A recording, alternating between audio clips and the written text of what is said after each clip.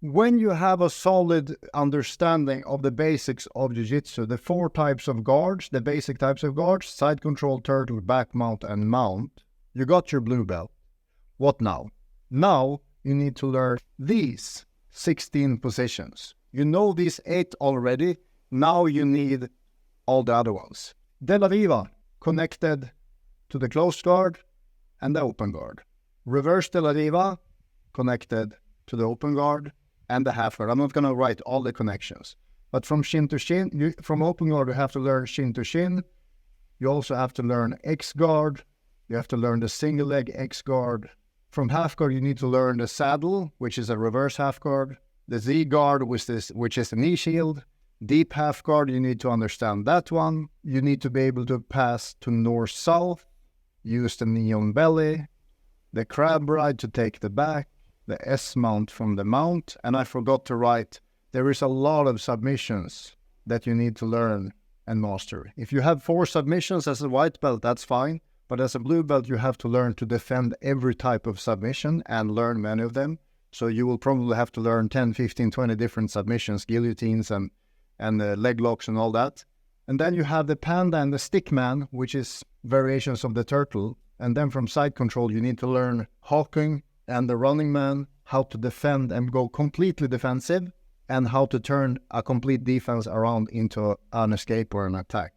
At least 16 positions, and these are not set in stone. If you prefer to do something else instead of the saddle, depending on your style, that's okay in blue belt. But as a general rule, you cannot not understand. You have to understand these on a basic level in order to advance to a purple belt or just be decent, be good at Jiu-Jitsu. If you're decent at Jiu-Jitsu, it means you deserve a blue belt. If you're good at Jiu-Jitsu, you deserve a purple belt. So I argue that you need to understand how to attack and defend from these positions, but where you should start is learn what the De La Riva is. And if someone puts you in De La Riva, you need to how to force yourself back to a position where you already have a plan. So if someone is holding you in De La Riva, you need to be able to break it so that you can end up in open guard and then go through the things that you know. That makes it very easy for you to learn these new positions. Okay, what's going on here? I need to do something in order to get back from someone puts you in the guard. Your goal from the top is to put them back in half guard, get the underhook that you're used to, and execute your game.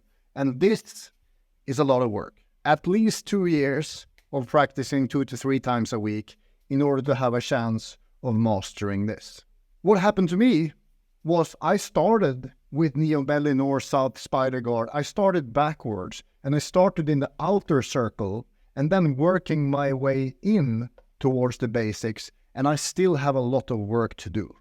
It at least doubles the time that you need in order to get a black belt or get really good at Jiu-Jitsu when you're starting backwards. That's why it's so important to start with these fundamental basics and not run into rabbit holes like leg lock chains when you're a white belt. You need to focus on the basics because you don't have anything to attach your advanced stuff onto, and that's called learning backwards. Please don't do it.